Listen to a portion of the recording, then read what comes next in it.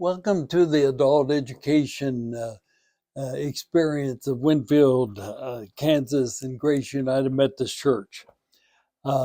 We continue taking a look at COVID, the pandemic, from the perspective of our journey of faith.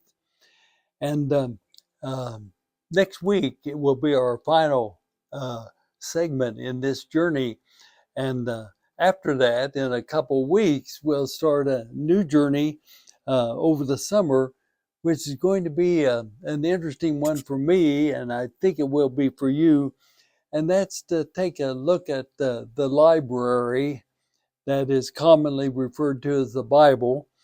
But we'll look at what's unique about that library, and also we'll visit the stacks in the library in terms of the components of the books, of the 66 books in the library. But we have this week and next week to deal with COVID still. And this week, we're dealing with something that really is not in the public view.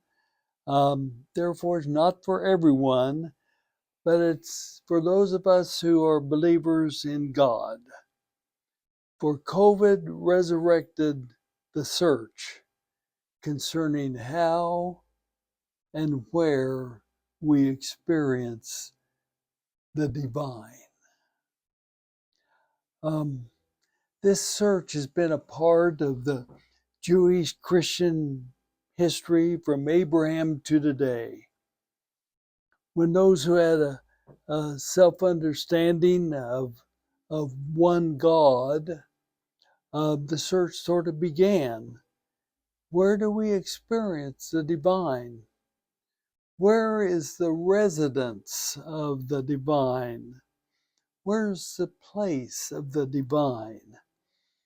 And the leaders and the community of believing in one God decided that the best plan was to erect a temple. And in that temple, there was a place called the Holy of Holies. This was where the presence of God was experienced once a year by the high priest. This was the residence of the divine. This was in the tradition that was recognized and cherished the story of revered leaders who experienced God's presence, like Moses on Mount Sinai, that the result of which that experience with the presence of God was the cherished 10 Commandments of the Jewish people. They cherished the story of the Ark of the Covenant, which symbolized the presence of God. Later, synagogues were created, knowing that one place to capture the presence of God. Synagogues were in many places where God's presence was experienced more than any other. Indeed, God had a place. Now, 300 years after the death of Jesus, the Christian movement all of a sudden sort of became the official faith of the then Roman Empire, because the Roman Emperor Constantine was converted and became a part of the faith community of the followers of Jesus.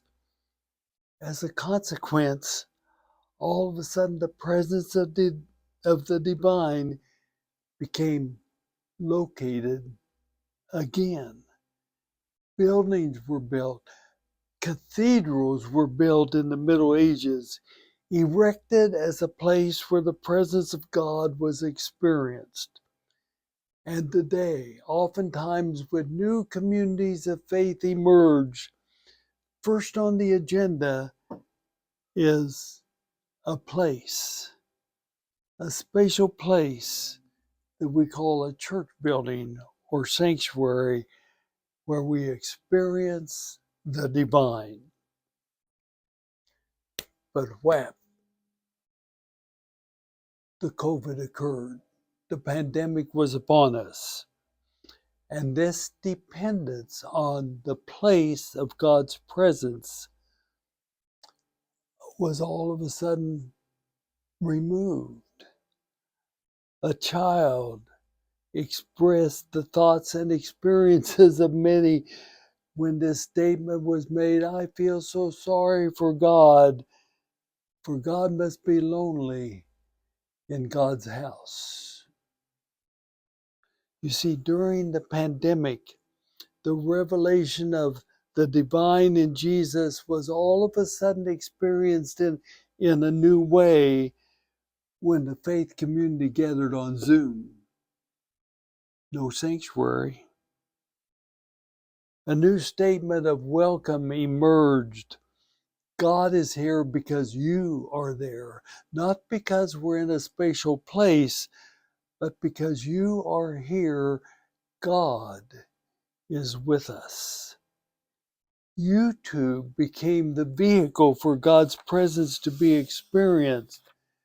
God is present because you are the temple of God's presence. You are the sanctuary for the divine.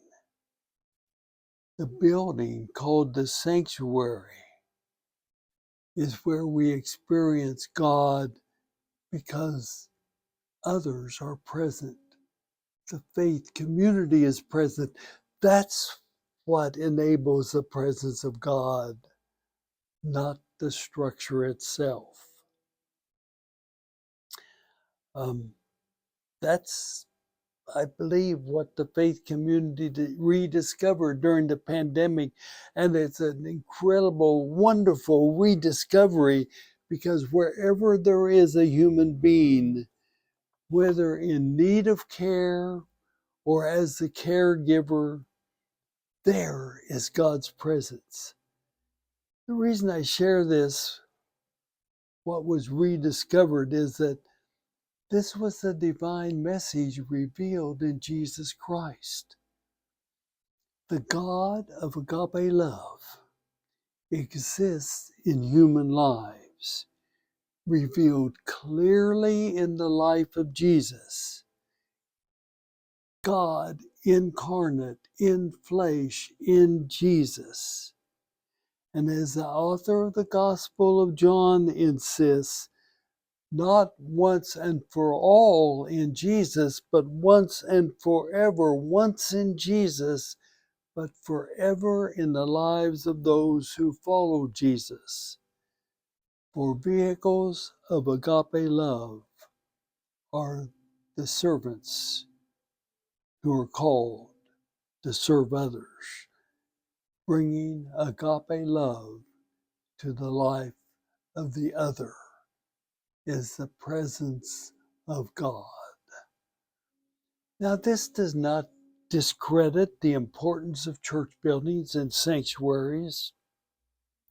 The beauty and symbolism of these structures point to the divine, but the Quaker tradition has a real point. Followers of Jesus need a place to gather together in community, but these structures maybe best should be referred to as meeting houses. Not the Holy of Holies, not the residence of God, not the place of God, for God is present only because the faith community is present. You know, the sign in many sanctuaries upon leaving is that those who have been in that place are entering the mission field. But you know something? As we enter the mission field, God's presence goes with us. God is with us. The presence of divine love is in us. So when we leave the sanctuary, indeed, God leaves the sanctuary with us. You see, God is never alone.